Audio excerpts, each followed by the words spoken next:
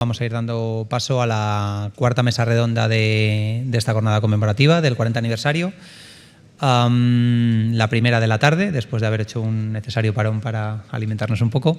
Voy a dar paso a nuestra subdirectora Marta Ortiz, que va a presentar a los componentes de la mesa y a su desarrollo. Gracias. Buenas tardes a todos. Bueno, en primer lugar, para mí es un gran honor pues, hoy coordinar esta mesa y sobre todo en estas jornadas del 40 aniversario que como muchos de vosotros de los que estáis aquí sabéis, muchos de estos años he estado aquí en el instituto. Bueno, esta mesa redonda... en concreto, esta mesa redonda vamos a hablar de los programas transversales del ISTI y para ello tengo el honor de contar aquí, ante todo con compañeros con los que he compartido también mucho tiempo en el ISTI. En primer lugar, quiero presentar a Isabel Cuesta, que es científico titular del Instituto de Salud Carlos III, donde codirige el programa de ciencia de datos con Pablo Fernández Navarro del Centro Nacional de Epidemiología y que coordina la unidad de bioinformática. En segundo lugar, Javier García Castro, que es profesor de investigación del Instituto de Salud Carlos III y es el jefe de la unidad de biotecnología celular del Instituto de Investigación en Enfermedades Raras y director del Departamento del Desarrollo de Medicamentos de Terapias Avanzadas. En tercer lugar, contamos con Cristina Linares, que actualmente es investigadora científica y codirectora del Departamento del Cambio Climático, Salud y Medio Ambiente Urbano en el Instituto de Salud Carlos III, que ya ha comentado esta mañana el director de la escuela. Y sus principales líneas de investigación se centran en el estudio de los impactos del cambio climático sobre salud y las medidas de adaptación. A continuación, contamos también con la intervención de Agustín Benito, que es investigador titular del Instituto de Salud Carlos III y director del Centro Nacional de Medicina Tropical, que es director técnico del Programa de la Lucha contra la Malaria del Ministerio de Asuntos Exteriores y Cooperación, y su investigación se centra en la medicina tropical y en la salud internacional. Y por último, contamos con la intervención de Belén Sanz Barbero, que es investigadora también científica de la Escuela Nacional de Sanidad del Instituto de Salud Carlos III y que forma parte desde el año 2020 del Grupo de Trabajo de Igualdad del ISTI y desde el año 2024 es su coordinadora y lidera las iniciativas dirigidas a promover la igualdad entre mujeres y hombres en el instituto. A continuación les voy a hacer que hagan una brevísima presentación. Ya les he comentado que por favor os ajustéis al tiempo, a esos 5 minutos, para que luego podamos tener un tiempo de preguntas. Isabel, te doy paso. Muchas gracias.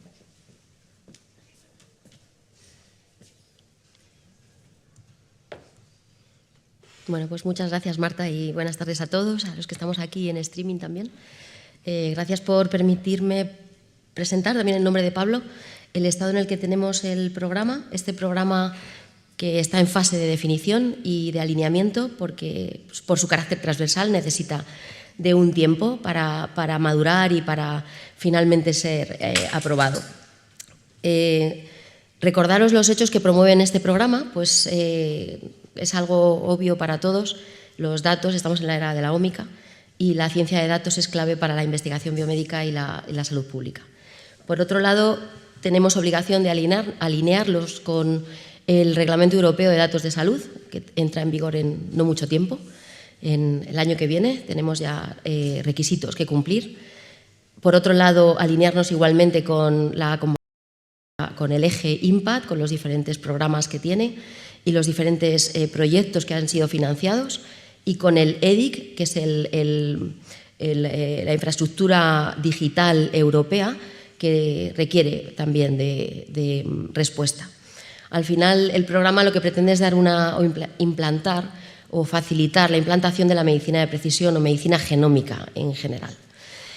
¿Qué misión ha tenido el programa? Pues impulsar un ecosistema seguro, interoperable, palabra complicada de cumplir, colaborativo de datos biomédicos, que genere conocimiento, que mejore la vigilancia genómica, facilite la medicina de precisión e impulse la formación, innovación y las alianzas con investigadores del Instituto.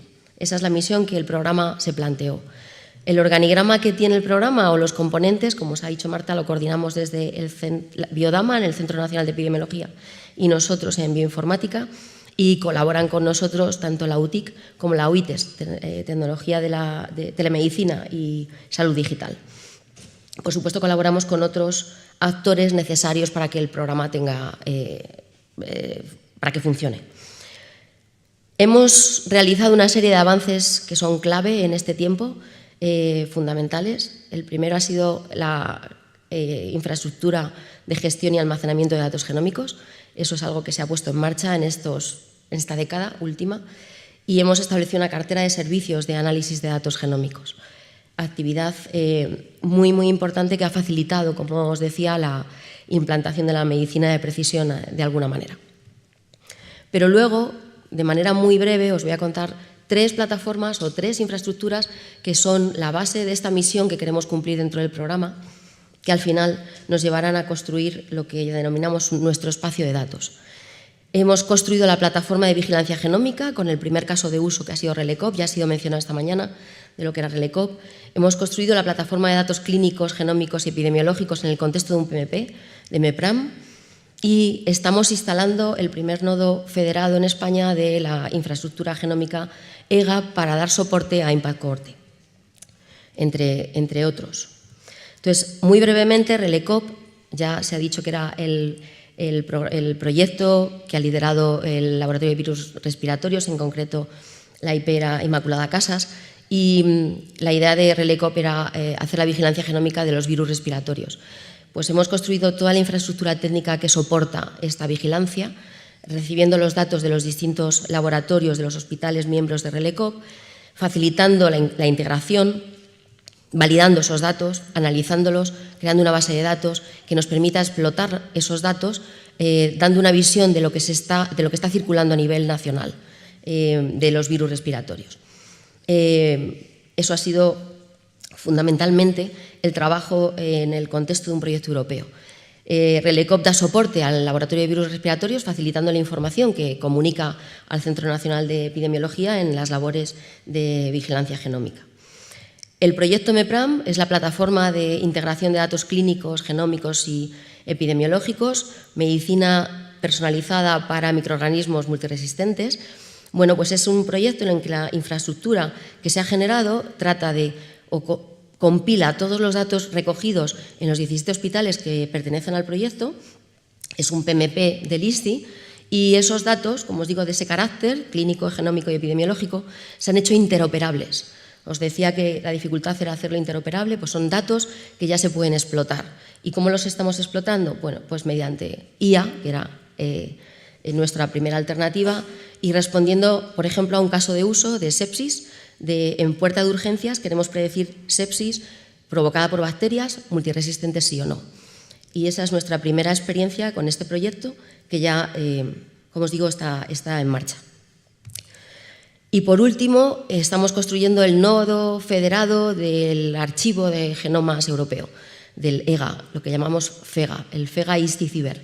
En colaboración con Ciber estamos construyendo este nodo y en colaboración con Ciber y con CRG desde Barcelona, para poder alojar los datos genómicos de los genomas que se están secuenciando en la cohorte Impact, que como bien ha presentado Bea, va a secuenciar en torno a 18.000 personas que vamos a alojar en esta infraestructura, de forma que comuniquemos los datos de forma agregada al genoma de Europa, con herramientas que se están generando en el entorno de proyectos europeos como Genoma de Europa, GDI u otros.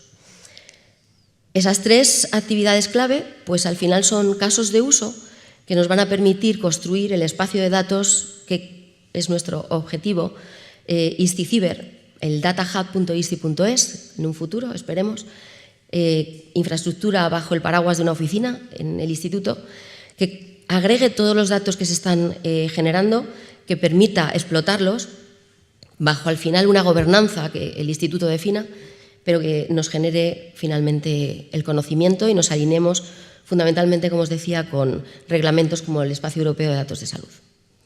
Y muchas gracias. Muchas gracias,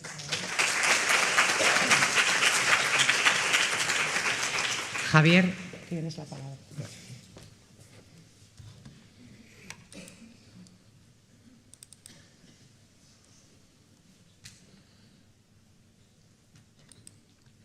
Vale, buenas tardes. Vamos a dar una visión muy rápida de lo que es el Departamento de Desarrollo de Medicamentos de Terapias Avanzadas, que ya en el nombre tan largo y a veces un poco impronunciable, pues ya da idea de lo que se quiere conseguir, ¿no? Inicialmente, reseñar que el concepto de terapias avanzadas es un concepto legal. Hay diferentes normativas para los productos farmacéuticos. Unos son los productos clásicos, los productos biotecnológicos se regulan de manera diferente, las vacunas también, los productos sanitarios de otra manera diferente, y desde hace unos años la Comisión Europea dictaminó que los tratamientos de terapias avanzadas eran un fármaco y además con unas características específicas, ¿no? Como ahí se indica, los tratamientos que consideraba la Unión Europea que eran terapias avanzadas, y siguen siendo así, es terapia génica, celular e ingeniería tisular. Es decir, terapias avanzadas no quiere decir que el último anticuerpo que consiguió en el laboratorio o incluso, por ejemplo, los fagos, que es algo que también estamos desarrollando, no es realmente una terapia avanzada. Entra en la categoría de biológicos y eso tiene una serie de ventajas e inconvenientes, ¿no? Esto se da debido a este reglamento, como digo, que ya se promulgó en el año 2007 y la transcripción a nuestra legislación fue en el Real Decreto de ese mismo año que dictaminaba los productos de terapias avanzadas. Muy interesante también es el hecho de que salió otro Real Decreto, porque ya estaba dentro de la Directiva Europea también, donde se regulaba la autorización de producción no industrial de estos medicamentos de terapias avanzadas, cosa que solo pasa con las terapias avanzadas, no con los biológicos, vacunas, etc. Eso quiere decir que se ha podido desarrollar durante estos años una producción de fármacos, de tratamientos que van al paciente en ensayo clínico o incluso ya aprobados finalmente, cuya fabricación es fuera del ámbito industrial. Por eso se hacen en los hospitales, en los centros de investigación, etcétera, con la legislación específicas, aunque eso sí, siempre dentro de un entorno de normas de correcta fabricación o GMP, y eso se suele dar en lo que se denomina comúnmente salas blancas, ¿no? Esto se enmarca en una estrategia europea, como hemos visto, pero también nacional, tanto del PERTE Salud, que tenía una rama específica de terapias avanzadas, como en el PEICIT de 24-27, donde específicamente el primer ámbito de salud es terapias avanzadas, y el propio Ministerio de Sanidad ya estableció un plan de abordaje de terapias avanzadas hace unos años, en el año 2018. Es verdad que en inicio se centraba únicamente en los CAR-T, un tipo de terapia celular adoptiva, donde se modifican linfocitos T para que expresen un receptor quimérico, y es actualmente la mayor potencia frente a tumores, aunque también enfermedades autoinmunes.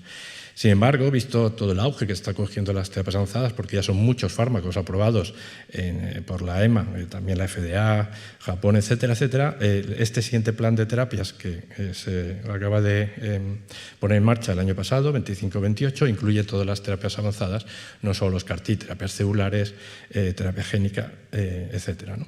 Y como indican aquí estos objetivos de este nuevo plan, un objetivo principal es impulsar la investigación pública y la fabricación propia pública de estos medicamentos en el ámbito del Sistema Nacional de Salud, como un gran objetivo para ser independientes, digamos, en este tipo de tratamientos, porque son realmente muy eficaces en muchas ocasiones, son curativos donde no hay nada, pero son muy caros, y eso hace que la industria ahora mismo se esté alejando de este ámbito y no está llegando a los pacientes. Es por eso que el Sistema Nacional cree que debe dar esa oportunidad a los pacientes, de alguna manera produciéndolo nosotros mismos, ¿no? Perdón. Bien, y por lo tanto, toda estrategia nacional tuvo su traslación en el Instituto de Salud Carlos III, tanto con acciones extramurales como intramurales. Dentro del plan estratégico que acabó el año pasado del Instituto de Salud Carlos III, hubo un punto específico de desarrollar este programa transversal, como vemos ahí en el eje 1. Y de hecho en este eje 1 había un asterisquito que remarco aquí a la izquierda, donde se decía que se iba a analizar la puesta en marcha de una infraestructura necesaria para la producción de terapias avanzadas en este ámbito del Sistema Nacional de Salud, que es parte de lo que estamos haciendo tanto con la futura Sala Blanca Carlos III como con Certera.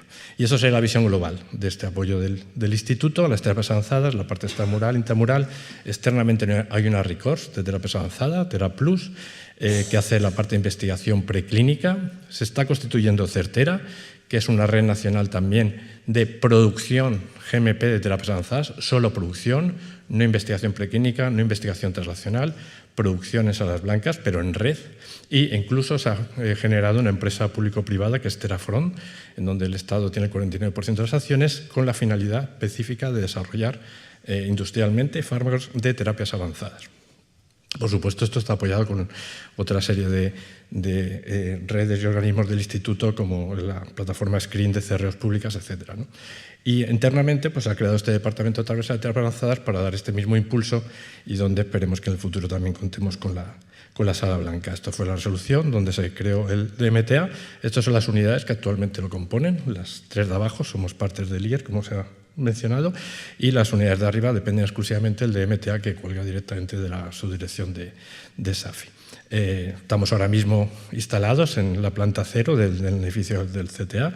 La parte de arriba está diáfana, se ve aquí, es donde en principio sería la construcción de la Sala Blanca para producción de terapias avanzadas, aunque también estamos en conversaciones con la agencia para poder producir los fagos, que es un objetivo principal que tiene el Instituto en general, y nosotros estamos apoyando por este marco regulatorio que conocemos, que aunque en teoría los productos biológicos no se podrían producir, pero creo que lo vamos a poder conseguir. Y simplemente ese es el departamento.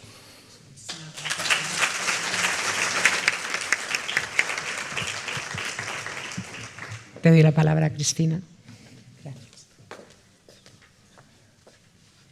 Hola, buenas tardes. Vamos a presentar la... A ver, si soy capaz. Muchas gracias por la invitación a la mesa redonda. Ahí va. Y voy a presentar, bueno, pues el programa transversal en cambio climático, salud y medio ambiente urbano que codirigimos desde el Departamento de Cambio Climático, Salud y Medio Ambiente Urbano de la Escuela Nacional de Sanidad junto con el Centro Nacional de Sanidad Ambiental. Bueno, como ya todos ustedes saben, pues el cambio climático está generando unos importantes efectos, tanto directos e indirectos para la salud, a través pues, principalmente de fenómenos climáticos extremos como olas de calor, olas de frío, por supuesto fenómenos meteorológicos extremos como las danas, inundaciones, aumento de la contaminación del aire a nivel local en nuestras ciudades principalmente, también una redistribución de vectores de enfermedades tropicales y toda una serie de fenómenos relacionados con la escasez de agua, sequía y también la contaminación en relación a esto, la producción la contaminación de los alimentos. Todo esto implica pues, un aumento de las tasas de mortalidad y morbilidad de diferentes enfermedades asociadas a estos factores de riesgo, especialmente en grupos vulnerables, y mucha mayor presión para el sistema asistencial de salud. Bueno, pues desde esta visión general, el Programa Transversal de Cambio Climático y Salud se aprueba en el Instituto de Salud Carlos III en febrero del 2022 y su principal objetivo es identificar, en un primer lugar, todos aquellos proyectos de investigación, todos aquellos centros que trabajen en el área de clima y salud y puedan pues, establecer sinergias cooperativas en investigación dentro de todo este área tan amplia que es el cambio climático y la salud. Y además también como objetivo pues, poder establecer mecanismos de colaboración con otras administraciones o organismos, instituciones que demandan investigación y herramientas para trabajar sobre estos factores de riesgo ambiental. Por ejemplo, el Ministerio de Transición Ecológica y Reto Demográfico o el propio Ministerio de Sanidad.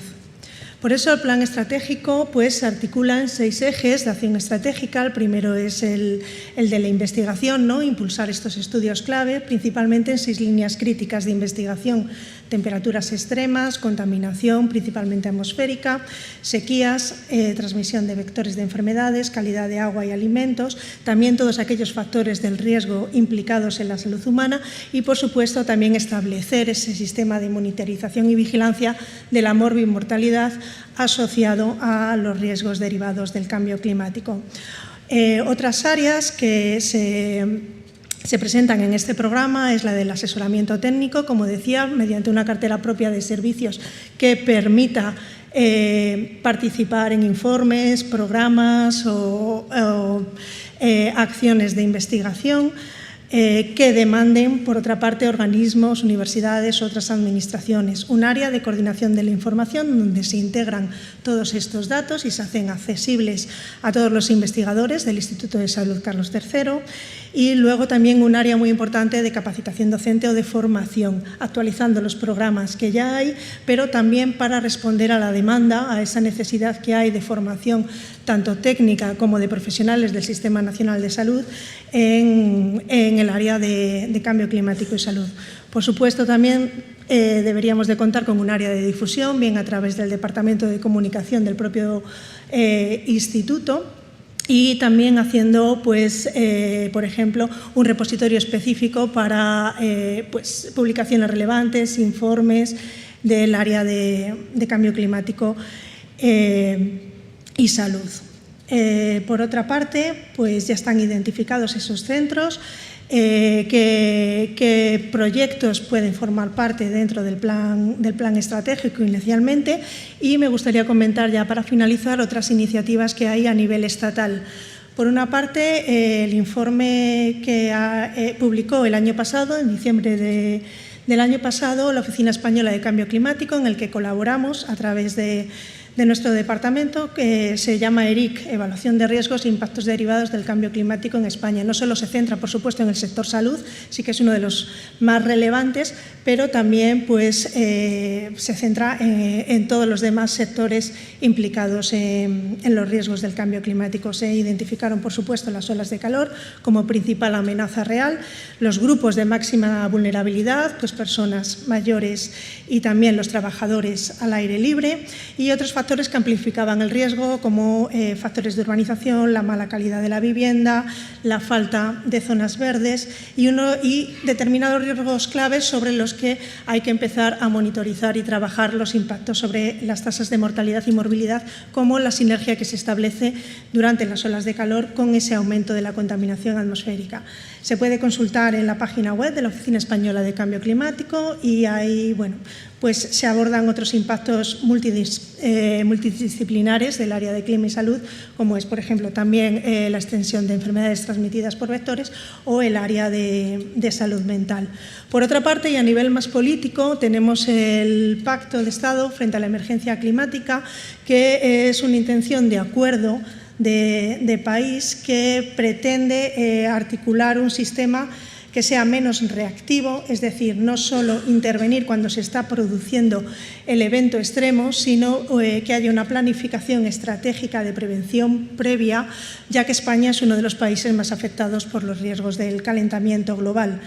En este Pacto de Estado, que debería de ser independiente de los cambios de gobierno, se articulan 15 ejes de acción. Entre ellos, por supuesto, hemos participado en el panel de expertos que identifica los riesgos claves para la salud, pero también se pueden encontrar otros sectores como la gestión hidroforestal, costas, los servicios de protección, incluso cómo combatir la desinformación y la lucha contra pues, el negacionismo y todo este movimiento contra el cambio climático, ¿no? La falta de información y desinformación. Se creó un panel de expertos, se propusieron mecanismos y estrategias tanto de adaptación como de gestión de riesgo, y también se puede consultar en la página web de la ONAC. Y finalmente ya, con esto acabo, simplemente comentar dos proyectos que llevamos actualmente en el departamento. Uno de iniciativa pública, con financiación de la FECID, en el cual se están articulando esas bases científico-técnicas para el diseño de un plan integrador en salud sobre contaminación atmosférica y olas de calor, como comentaba, uno de esos riesgos identificados como clave. Además, analizando pues, intrusiones de polvo del Sáhara, es decir, de la calima, justamente tenemos estos días, y también la combustión de biomasa procedente de los incendios forestales. Y otro de financiación privada a través de Sanitas es un proyecto que va a estudiar cómo, aumentando la cobertura vegetal, pues esto incide en una menor contaminación atmosférica y, por tanto, se debería de esperar una menor atribución de tasas de mortalidad y de morbilidad asociada a enfermedades tanto de tipo respiratorio como circulatorio. Y, por mi parte, pues ya está. Muchas gracias.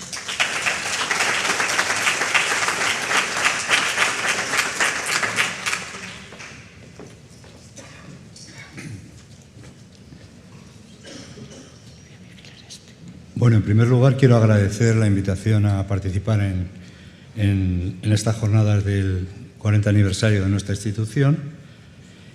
Decir que el Programa Transversal de Salud Global está coordinado desde la Escuela Nacional de Sanidad, desde el área de salud internacional, concretamente por parte de Israel Cruz, que es el jefe del área de salud internacional de la escuela.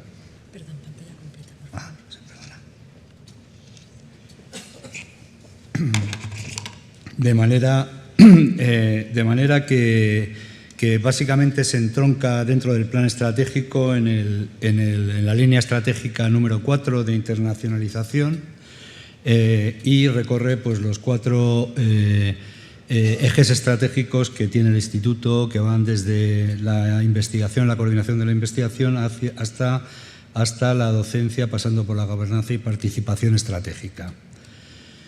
Dentro de esta línea estratégica 4 de internacionalización, el plan estratégico, el programa de salud global, intenta desarrollar un programa transversal, el Instituto, a través de coordinación de diferentes programas internacionales de investigación y relaciones institucionales de diferentes centros y unidades de nuestra institución, que participan de alguna manera para basarse de alguna manera en colaborar para resolver los problemas y desafíos que afectan a los países de ingresos bajos y medianos, con especial hincapié en las enfermedades infecciosas, incluyendo enfermedades olvidadas y de la pobreza, así como enfermedades no transmisibles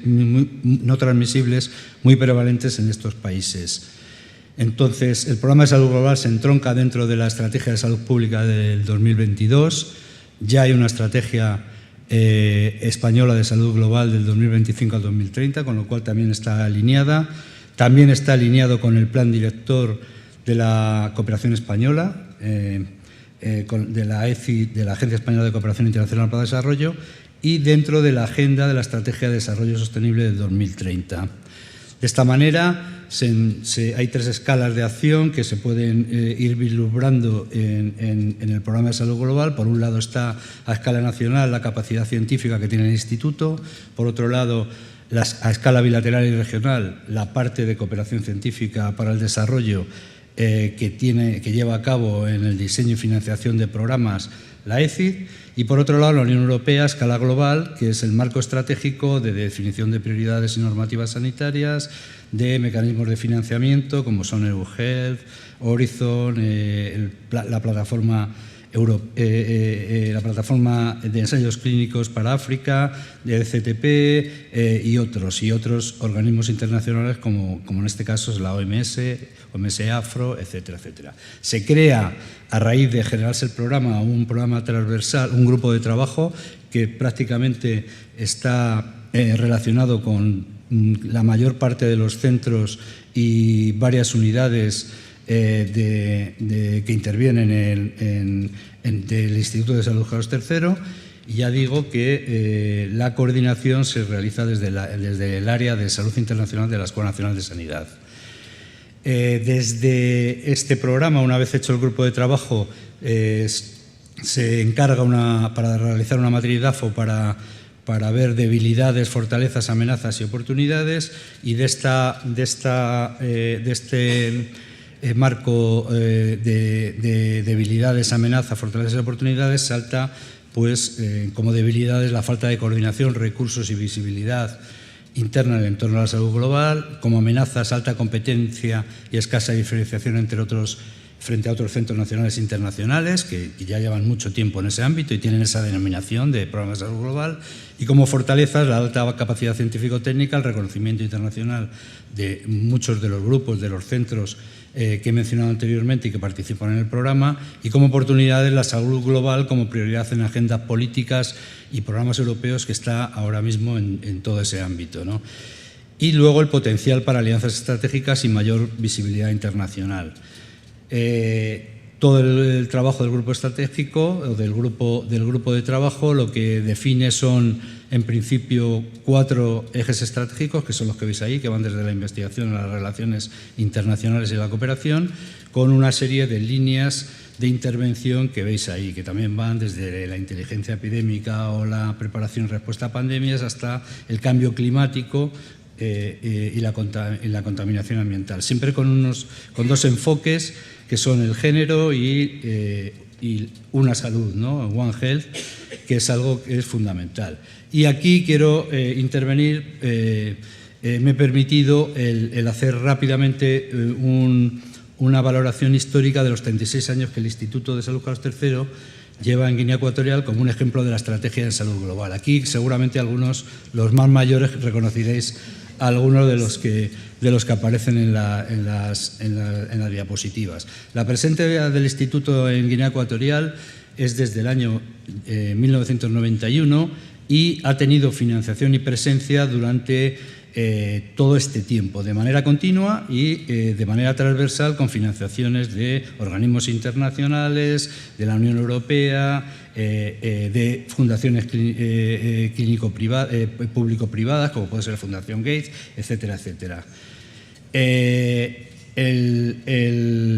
El centro, además, o la participación en Guinea ha pasado por la acreditación en formación como centro asociado de formación para el programa MIR en Guinea Ecuatorial, y han pasado más de 100 MIRes ligados a actividades concretas que hemos venido realizando en Guinea Ecuatorial durante este tiempo.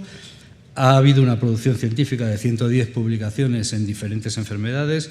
El bloque mayoritario es el de malaria, pero también hay publicaciones de VIH y tuberculosis, porque el programa de salud global está encaminado a apoyar a los programas de las 3 grandes endemias más las enfermedades tropicales desatendidas. Han salido directa o indirectamente 16 tesis doctorales en todo este tiempo, y hay ahora mismo 4 doctorandos guineanos, 2 de ellos en el programa de doctorado de la Universidad Carlos III.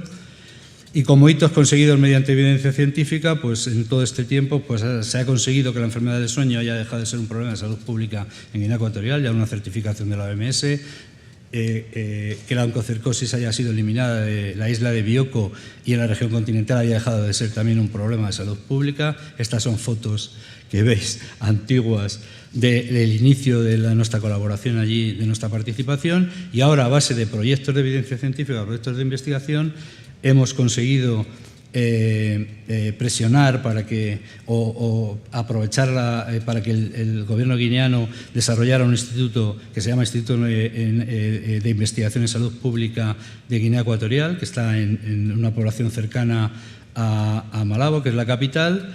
Y estas son fotos, hemos visto las fotos anteriores, estas son fotos recientes de colaboraciones. En este caso es el equipo de tuberculosis y asistencia técnica que figura en el programa global y en el programa nuestro, con Laura, Estefanía, con Sandra, que también haciendo estudios y proyectos o subproyectos ligados a diferentes programas de cooperación. Aquí las veis en el trabajo. Se ha creado un Instituto Nacional de Salud Pública que estamos intentando y estamos de alguna manera explotando y transfiriendo de manera tecnológica todo lo que podemos aportar desde nuestra institución. Esta es la entrada de la institución, y el ministro de Sanidad ofreció en 2 visitas al instituto que el Instituto de Investigación de Salud Pública de Guinea Ecuatorial, en Banei, en sus 2 visitas a Madrid, intentar buscar la fórmula para conveniar un acuerdo de colaboración con el que el instituto forme parte de la estructura. El ministro lo dijo aquí, me dijo: queremos que el Instituto de Investigación de Salud Pública de Guinea Ecuatorial tenga el sello del instituto, salvando la distancia con el Instituto Pasteur, pero algo así. Y y básicamente es esto. ¿Será capaz o estará en disposición el Instituto de aprovechar este reto oportunidad? Simplemente ahí estamos. Muchas gracias.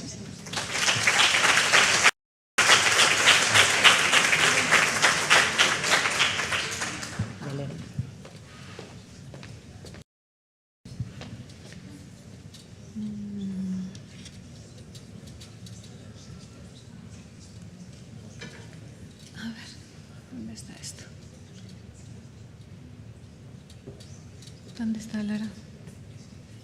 Aquí abajo.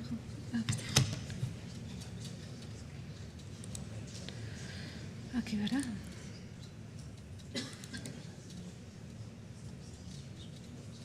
Gracias, Lara. Muy bien. Bueno, pues buenas tardes a todas y a todos. Mi nombre es Belén Sanz, soy investigadora científica y trabajo en la Escuela Nacional de Sanidad y coordino el Grupo de Trabajo de Igualdad. Y bueno, pues en primer lugar, pues agradecer la posibilidad de que el Grupo de Trabajo de Igualdad pues tenga un espacio en esta mesa y bueno, pues en mi nombre que soy la coordinadora. El Grupo de Trabajo de Igualdad es una de las unidades de las estructuras de igualdad del Instituto de Salud Carlos III, junto con la Unidad de Igualdad y la Comisión de Igualdad. El Grupo de Trabajo de Igualdad, al igual que la Unidad de Igualdad, depende de la Unidad de Apoyo a Dirección. Se crea la Unidad de Igualdad en el año 2020, pues en respuesta a una normativa y un marco legislativo, tanto europeo como nacional, y tiene como objetivo general la aplicación efectiva del principio de igualdad entre mujeres y hombres en el ámbito de las materias de competencia del Instituto de Salud Carlos III. De forma paralela a la creación de la Unidad de Igualdad, en este mismo día, se crea el Grupo de Trabajo de Igualdad que asume las funciones de la Unidad de Igualdad. Las personas que constituimos este grupo son nombradas por la dirección del Instituto y bueno, pues se intenta que haya representación de todas las subdirecciones generales del Instituto de Salud Carlos III. Un breve quería hacer recordatorio y traer a la memoria pues, a nuestra antigua coordinadora del grupo, María Ángeles Rodríguez Arena, y a todas aquellas personas pues, que también han pasado por el grupo. Algunas ya no están en el instituto, bien porque se fueron a otros centros o se han jubilado, pero siempre nuestro agradecimiento. Las principales funciones, aunque son muchas las del Grupo de Trabajo de Igualdad, pero se centran principalmente en estos puntos que pongo aquí. En primer lugar, hemos elaborado, dado seguimiento y evaluado el Plan de Igualdad del Instituto de Salud Carlos III, así como hemos implementado las actuaciones que este plan asignan al Grupo de Trabajo de Igualdad. También se ha desarrollado el protocolo de acoso sexual y acoso por razón de sexo en el Instituto de Salud Carlos III, así como todas aquellas actuaciones necesarias para que este protocolo pueda ponerse en marcha. Y luego, pues otro de los grandes ejes ha sido promover y difundir actividades tanto de sensibilización, formación y capacitación en temas de igualdad entre mujeres y hombres. No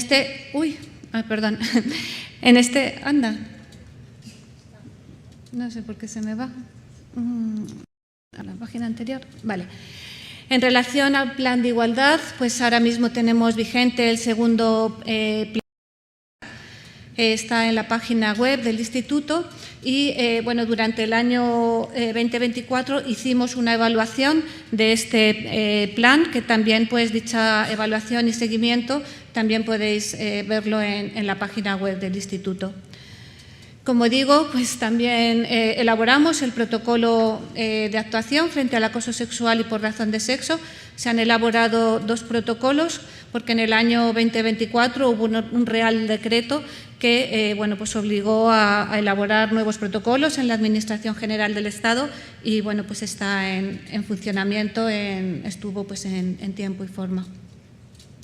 Como decía, otra de nuestras actividades es difundir actividades de sensibilización y recientemente se ha elaborado una infografía en torno a la tolerancia cero frente al acoso sexual.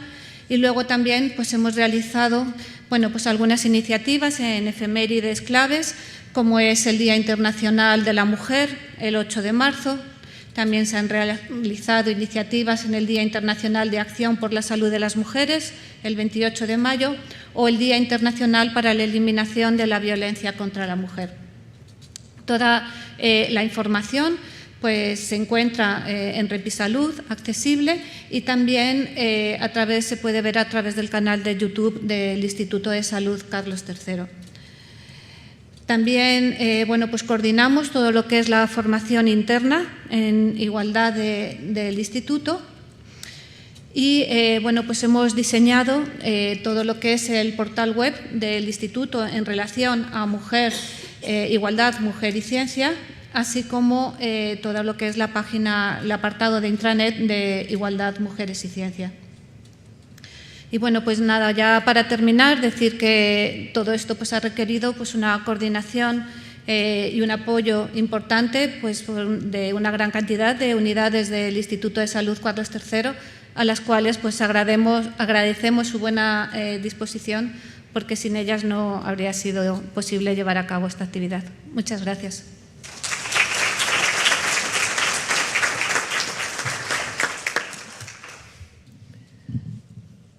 Bueno, pues muchísimas gracias a todos los ponentes. Yo creo que como vamos bien de tiempo, pero si no que me vayan diciendo. En principio tenía previstas un par de preguntas para cada uno de vosotros, pero si hay algún problema de tiempo, pues me lo indicáis. Voy a empezar justo por el final, por la última interviniente, por Belén. Y a mí me gustaría que me dijeras... nos has hecho una revisión de todas las actividades del Grupo de Igualdad, pero ¿qué hito destacarías o qué logro destacarías de todas las actividades que habéis realizado en los últimos años? Que yo creo que han sido importantes, pero me gustaría que tú, como coordinadora ahora del grupo, nos dijeras lo que tú consideras más importante. Muy bien, gracias, Marta. Bueno, un poco es lo que os he mostrado ahora. O sea, yo creo que todo lo que fue el análisis de situación en términos de igualdad que había en el Instituto de Salud Carlos III y a partir de ahí pues elaborar lo que es el plan de igualdad, pues fue realmente un trabajo grande y un trabajo importante. Porque todos tenemos y todas además nuestro trabajo, ¿no? Entonces el llegar a tener ese documento que finalmente además se publicó a través de la editorial del Instituto, pues para nosotros fue una gran satisfacción. Al igual que pues la seguridad que puede dar el tener un protocolo de actuación frente al acoso sexual y el acoso por razón de sexo en el Instituto, y ya no solo tener el protocolo, sino todo lo que se necesita para poner en marcha ese protocolo, que haya gente formada en respuesta, para poder dar respuesta a ese protocolo. Entonces, son cosas que a nosotros y nosotras nos llenan de satisfacción. Y todo lo que es después el trabajo en sensibilización, en formación, pues la verdad es que requiere bastante dedicación por parte del grupo y establecer también toda la dinámica de trabajo dentro del grupo, entre nosotras y nosotros, personas que con muy distinta formación y que venimos de todas las subunidades, las secretarías generales, las subdirecciones generales, pues requiere, la verdad es que sí que ha requerido trabajo. Pues muchísimas gracias. Gracias. Agustina, a mí me gustaría preguntarte, ¿cuál consideras que son los principales desafíos futuros del programa de salud global? Sé que es una pregunta así un poco compleja, pero seguro que eres capaz de resumirla. Está bien, se oye, ¿no? Sí. Desafíos, pues los desafíos yo creo en todo el tema de internalización es, lo hemos visto un poco en la matriz DAFO esa que he presentado. Desafíos es, yo creo que es intentar de alguna manera continuar coordinando actividades entre centros y unidades que se apropien de alguna manera de la actividad que se puede hacer en salud global. Ahora se habla mucho de una salud cuando A mí me habéis visto en una fotografía ahí, en un puesto con animales colgados y con estrategias de una salud claramente, ¿no? O sea, esto no es una invención, pero sí, yo creo que el desafío es si el instituto puede ser capaz de dar respuesta dentro de un programa de salud global y tener la trascendencia que otros centros y otras instituciones en el ámbito nacional e internacional están teniendo dentro de ese contexto, ¿no? Y ejemplos hay unos cuantos, ¿no? Hay centros que se denominan así ya, de salud global, y otras instituciones donde realmente desde el punto de vista internacional tienen muchísimo peso. Ahí tenemos una gran debilidad, pero tenemos la fortaleza de poder de manera transversal, como lo estamos haciendo. Trabajamos dentro del proyecto, por eso he puesto este ejemplo, ¿no? He puesto este ejemplo porque es un ejemplo muy claro de cómo, porque hemos tenido que sobrevivir también como centro, uniéndonos y aprovechando, y tanto los laboratorios aquí se han aprovechado de poder de alguna manera poner a punto técnicas diagnósticas o técnicas de referencia o hacer ensayos clínicos en determinados países, como el poder aprovechar, ¿no? el intentar que ese objetivo que teníamos puesto en el grupo de trabajo, que era intentar cambiar un poco las políticas de salud, en ese sentido sí lo estamos consiguiendo con este ejemplo, pero se puede conseguir en muchos programas. El instituto tiene montones de programas y de proyectos relacionados con acciones internacionales de investigación en países de baja o media renta, porque siempre ha tenido ese histórico, ¿no? Pues es intentar potenciarlo y unir a las unidades y centros del instituto,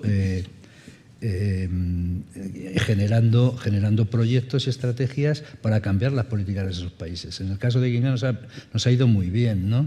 Porque sí es verdad que se han cambiado las políticas. El instituto ahora mismo está colocado de hecho tenemos una oficina en el propio Ministerio de Sanidad. En todas las reuniones desde el ámbito de política de salud estamos, y se nos pide ejemplos, pues, desde empezar con el tema de las enfermedades crónicas en ese ámbito, con un análisis, a participación o realizar una concept note para temas regulatorios para que Guinea Ecuatorial entre en el PrEP del lenacapavir inyectable, junto a Sudáfrica, Malawi, etcétera, etcétera, otros países que han entrado.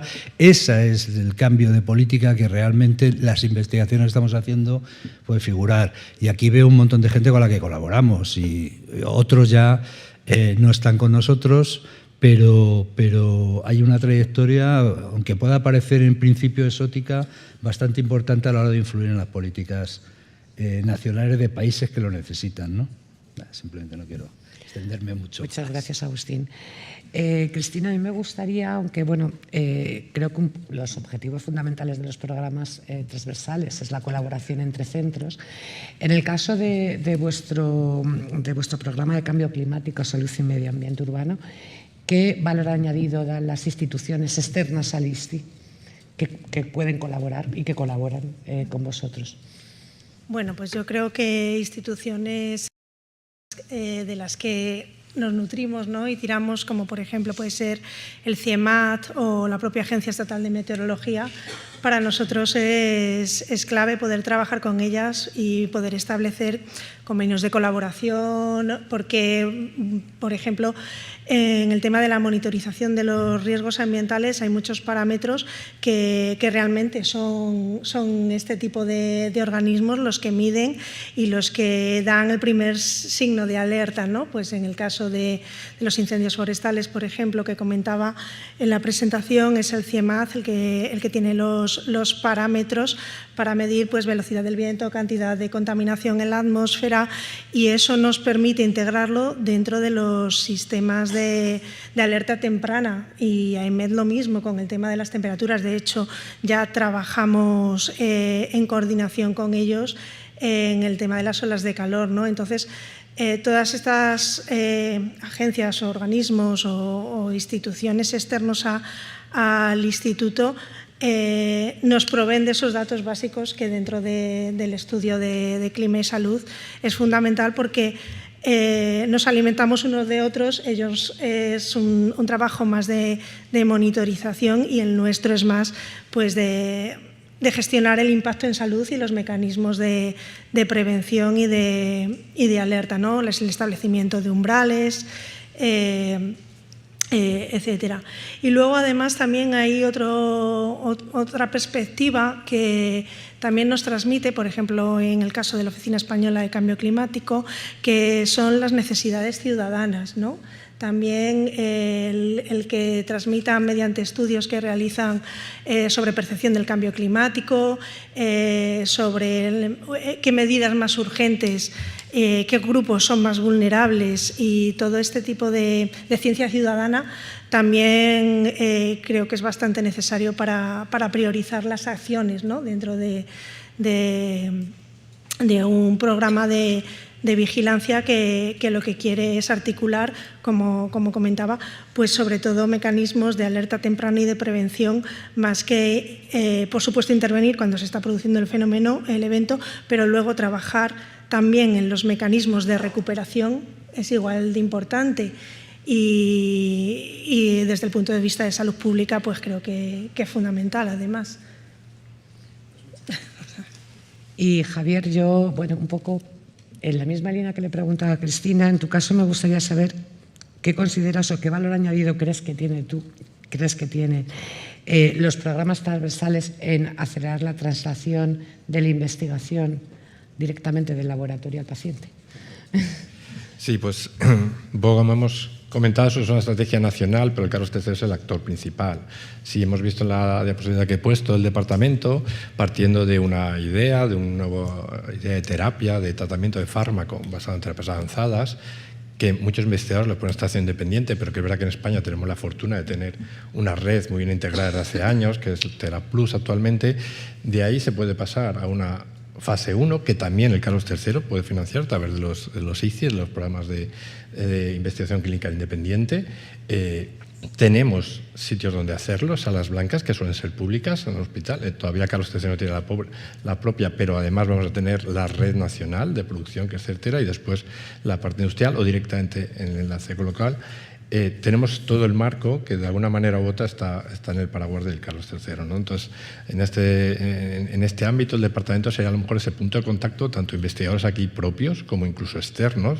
El Carlos III es un faro en muchos casos donde viene gente a preguntar. Cuando sales a congresos, no sé, yo en los últimos 2 años no hacía más que preguntarme por Certera, ¿no? No tenía ninguna respuesta, pero es ese faro donde viene a preguntar. Entonces, vamos a hacer esa conexión y cuando ya exista realmente Certera, etcétera, ser la conexión, porque además el Carlos III es un organismo nacional de los ministerios, mientras que casi todos estos grupos de investigación al final están asociados a hospitales que son, gestionados por las comunidades autónomas y cada uno tiene sus propios intereses, ¿no? Entonces, hacemos esa conexión tanto desde el punto de la idea hasta el final, ¿no?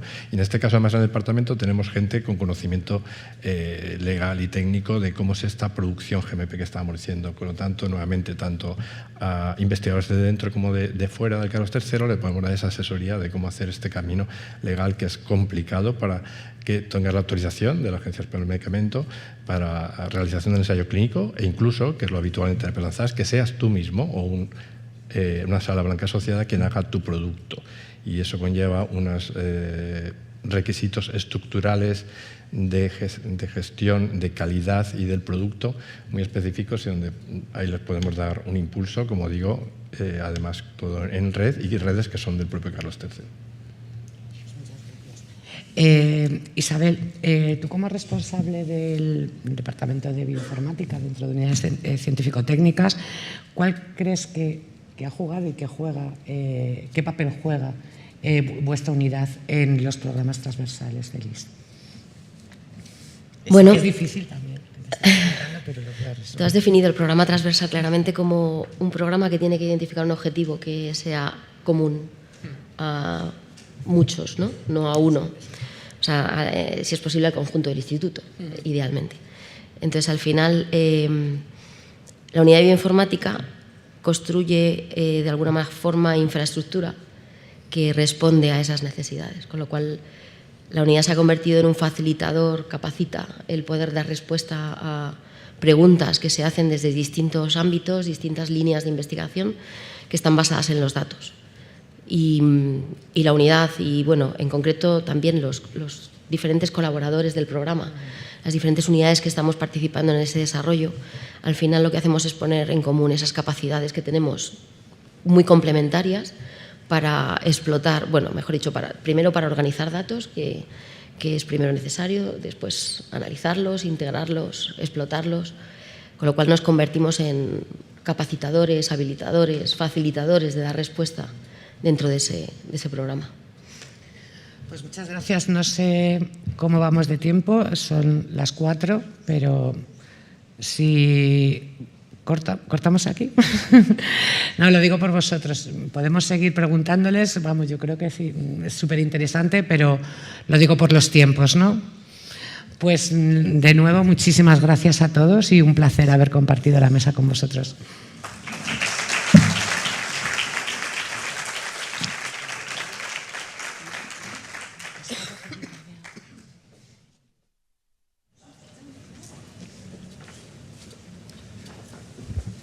Bueno, muchísimas gracias por esta cuarta mesa redonda, la primera de la sesión de tarde, que es un poquito más breve que la de mañana.